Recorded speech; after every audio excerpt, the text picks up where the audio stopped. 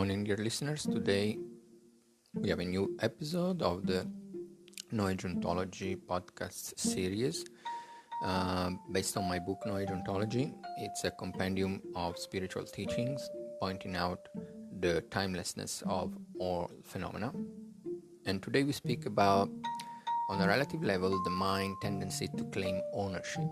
So this tendency to claim ownership towards perceived objects is entirely due to the mind's grasping at an independent identity separated from the perception of outer objects.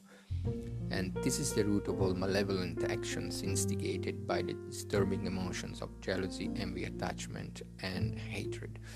On a relative level, nobody owns anything, not even one's own body and thoughts.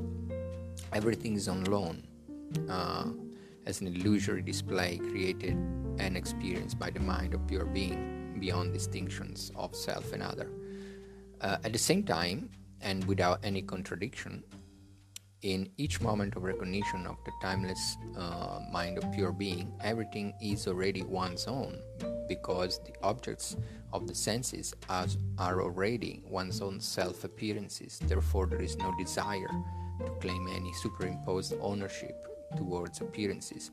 So we have these two seemingly contradicting situations when the mind attaches and grasps to an independent identity or self or ego, then it has automatically an ingrained tendency to claim ownership upon the objects of the senses. On the other hand, when the mind recognizes its own nature, a timeless pure being, then everything is a display of its own nature. Therefore, there is no dualistic self and other, and therefore there is no ownership.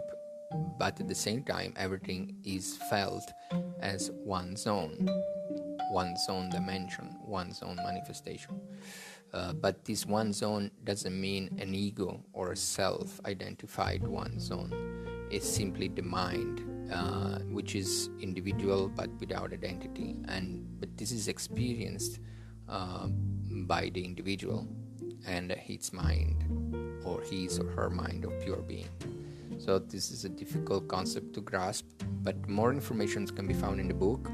And if you follow the series of podcasts, everything is quite clear. So thank you for listening, and the links to the books are in the comments.